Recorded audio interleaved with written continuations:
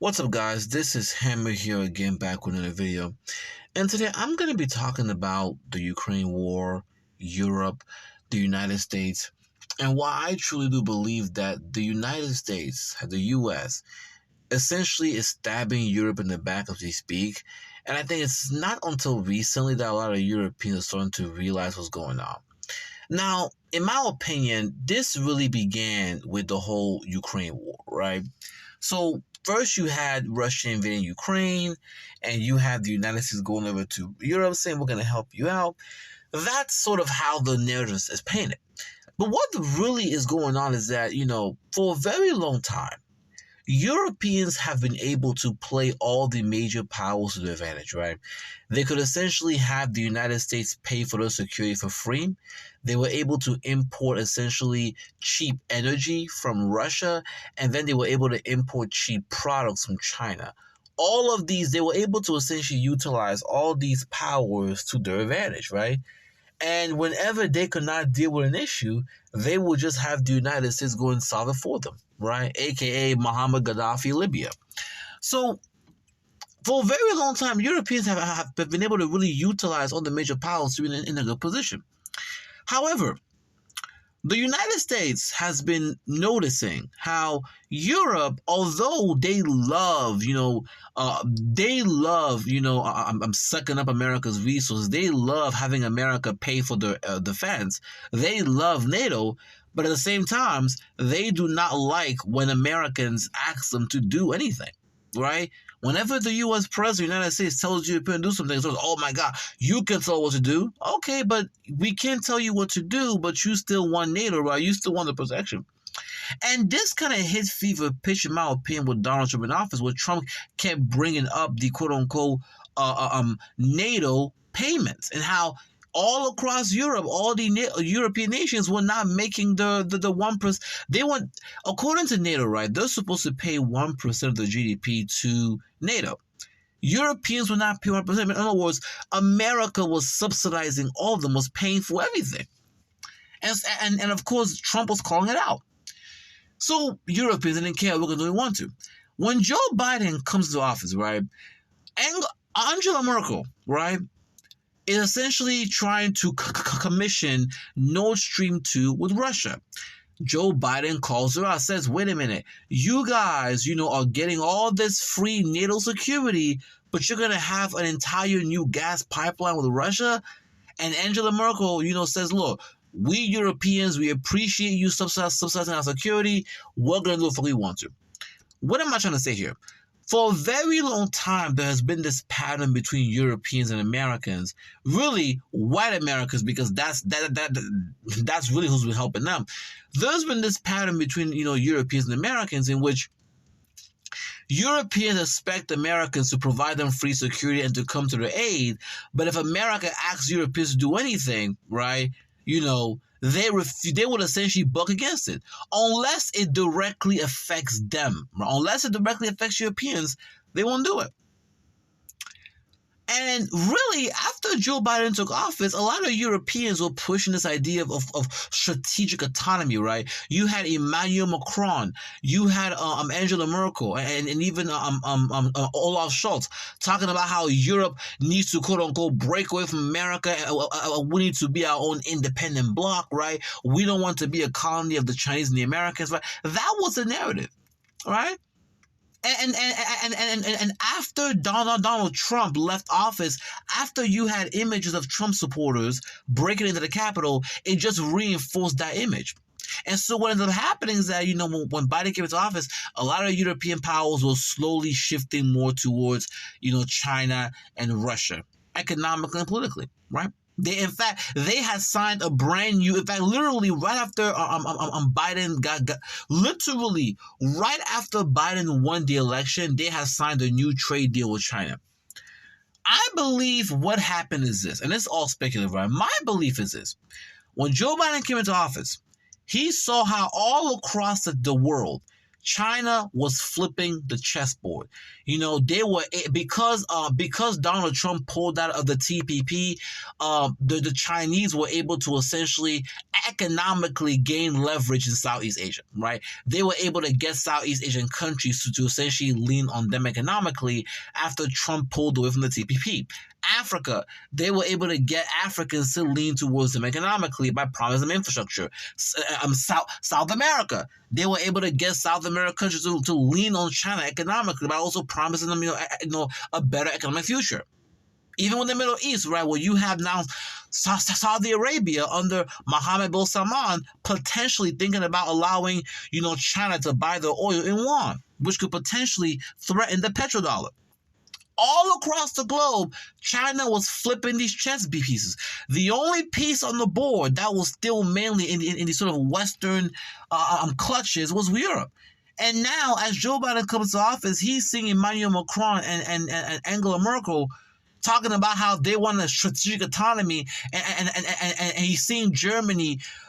He's seeing Germany literally build Nord Stream 2, about to commission it. He's seeing, France, the president of France, Emmanuel Macron, visiting China, talking to Vladimir Putin. I'm like, he is seeing that, look, Europe, which is the only piece that has not flipped over to the China-Russia bloc, to the BRICS, is slowly moving. So I believe what happens is, look, Joe Biden, the United States, right, they started to essentially rattle the quote-unquote NATO issue. The United States has always known that when it comes to Russia, one thing they have always feared is being encircled by NATO or being encircled by American forces. And there's always been, and Russians have always complained about how NATO has been expanding more and more towards the border.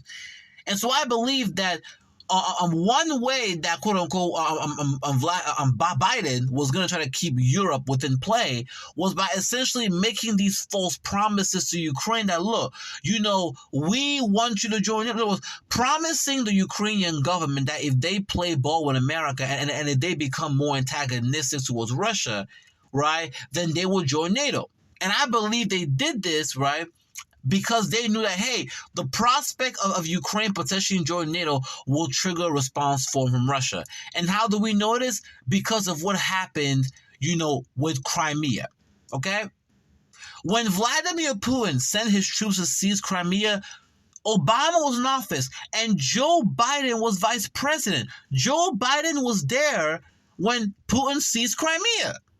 So Joe Biden knows that when it comes to Vladimir Putin, right, one red line that he has set repeatedly is that when it comes to countries out direct on our border, we will not allow them to, quote-unquote, be a part of NATO, especially Ukraine, because of the geography, they have direct access to the Russian heartland. And so I believe that was a play, quote-unquote, sell these fantasies to, quote-unquote, Ukraine, antagonize them against Russia, promise them long-range, quote-unquote, ICBMs, long-range missiles, right, and to trigger a response. And to be honest with you, when Russia started to, quote-unquote, mobilize, right, 200,000 troops surrounding Ukraine, you had Joe Biden who stood up and said, you know what? Joe Biden literally said out of his mouth that if Russia just does a small incursion into Ukraine, then it won't be a big deal. Meaning that, based on what that is a sign, meaning that Biden expected Russia to react. But he wanted Russia to have a very sort of, mild reaction, right? Not too much. So, even Joe Biden knew what he did, right? By quote-unquote, selling these dreams to Ukraine. But I think what happened is that Joe Biden, the U.S., did not expect Vladimir Putin to actually invade the country. They did not expect, they thought Putin was going to do what he did with Crimea, right? Do a small operation. They didn't expect this, right? And so then, they want to just start sanctioning Russia, right? But in my opinion, I used to believe that for a while, but I think that there is also another part to this. I think that Joe Biden, quote unquote, trying to get Ukraine to be more antagonistic to Russia.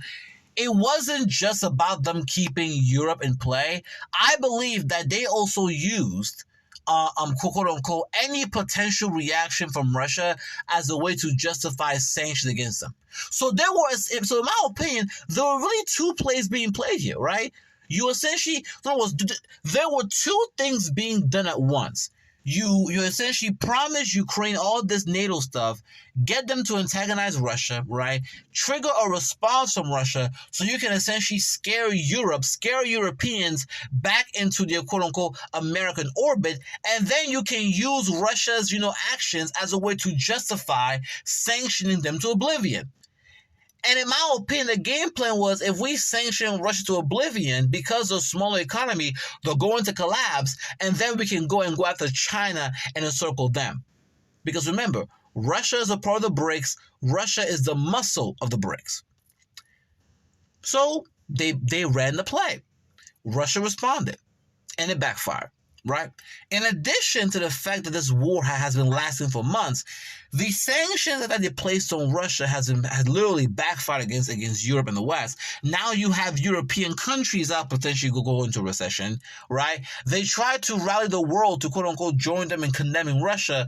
That did not work, right? Because even though they were able to get most countries to back these resolutions were not legally binding in the UN. And most of these countries, despite voting against Russia, are still dealing with Russia economically and politically.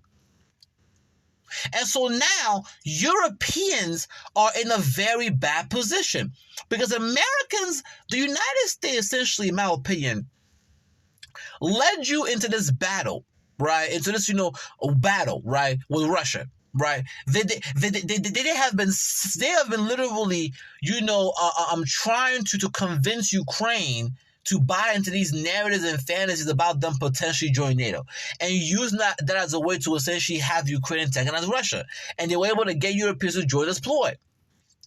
Now it triggered a response, right? They got you to sanction Russia, and the sanctions backfire. Now Europe is in a situation in which your source of energy is now being cut off, right? Your economy is being destroyed because energy is one of the fundamental things of any infrastructure, right? Any post-industrial economy, right? Energy and gas matters. And so because, the quote-unquote sanctions backfire, because those gas pipelines got cut, right, because Russia cut them off, you guys don't have the energy anymore to really power up your industries. And it's getting to a point in which you're no longer competitive. Now your industries are either leaving to go to China and go to Europe. So you're going through an energy crisis, you're going through an economic crisis, your industries are being destroyed left and right, right? But as this is taking on, America is stabbing you in the back. How do I say that? The United States convinced Europeans to essentially sanction Russian oil and cut off Russian gas, right, and say we'll sell the gas. America is literally selling gas to Europe at 3 to 4 times the price. Listen to what I just said, right? America convinced Europeans to cut off Russian gas and sanction Russian gas, right? And said you need to buy American gas. Europeans complied. Now that Europeans are buying American gas, they are forcing Europeans to buy this gas like 3-4 times the price. To a point in which even Emmanuel Macron had to call this shit out. But in addition to that, Joe Biden just recently passed the Inflation Reduction Act, right? A law that would essentially provide over $300 billion of subsidies to U.S. corporations. So in addition to the United States essentially forcing you to pay 3 to 4 times, the cost, right, in order for them to sell you gas, right, which is America is literally draining draining Europe financially right now. They're literally taking advantage of your energy crisis, right, by forcing you to pay all this money for American gas, while at the same time pushing all of these subsidies for American corporations, which would essentially push a lot of companies in Europe to leave. And so now you have Emmanuel Macron, who visited the White House talking to Joe Biden, trying to say, hey, what the hell's going on here? Trying to quote unquote get Joe Biden to make an exception for Europeans. And Joe Biden said no.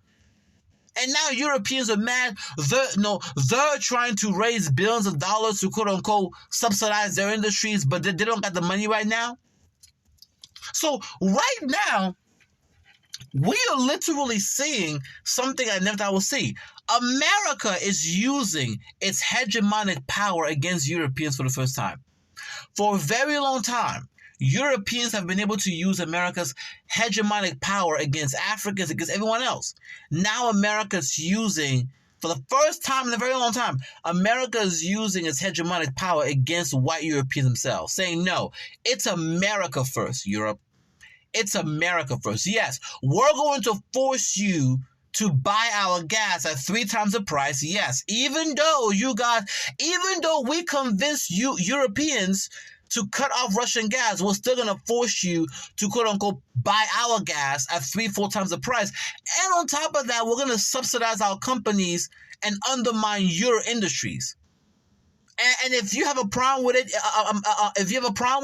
then guess what? You need to shut the fuck up. That's what America's telling Europeans right now.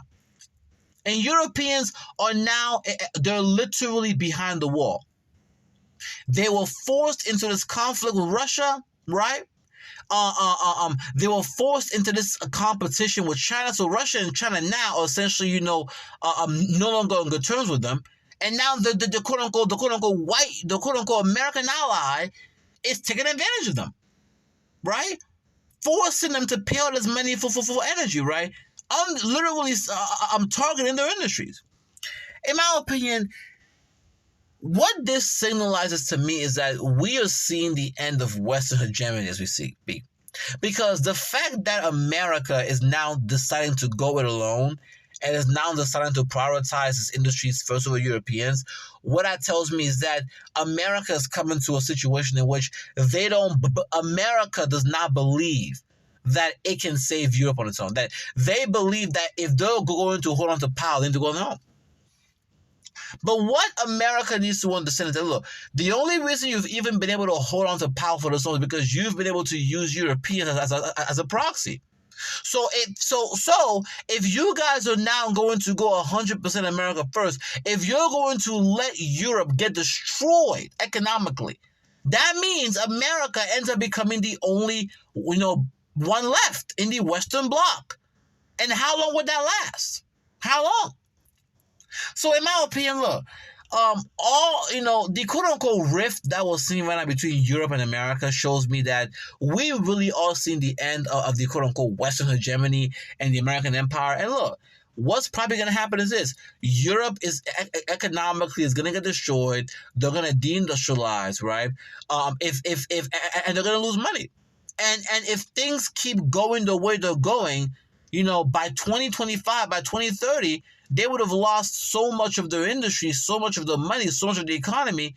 They will literally go back to being the backwater of the world, which was what Europe was for most of human history, right? Before Europeans were able to get the powder gun, they were nothing more than the backwater of the world. And if things keep going the way they're going, Europeans are going to go back to being that. And as that happens, you're going to see not just Asia take over, you're going to start seeing Africa rise in importance. In fact, right now, there's a U.S. Africa summit in December. So Africans are, come on, bro. As the West is going down, the rest of the world, including Africa, is growing in importance. With that being said, you guys know what you guys think in the chat. And also, just say one more thing. As Europe goes down, America will go down too. America will also go down too. So in my opinion, Europe right now is the first to get hit, but America is going to be next. So once Europeans go down, which is happening right now, America is going to go down too. Economically is going to go down. But anyway, I'm going to leave it there. You guys tell me in the chat what you guys think, because it's one thing for you to read about these things in books, in articles, because we read about the Great Depression, we read about what too, but when you're actually when you are actually living through these changes, it's crazy. Because right now we are seeing the decline of the death of one major power and the rise of another major power. My only thing is this: are Americans going to be able to deal with not being number one? And really, are white Americans gonna be, because look, when it comes to Black Americans know the other class. They know that in this country it's white is the center. So yes, they may be economically hit, but really, white folks have way more to lose because Black Americans have always been the other class. So really, so really, are white Americans? How are white Americans going to deal with quote unquote the end of the U.S. empire and America no longer be number one? And how white America is going to how white America is going to deal with the birth rates coming down and being the potential minority? All this is going to matter. Well, that means so, I'm gonna let it go right here. Tell me what you guys think in the chat. Like, share, subscribe. Hammer out.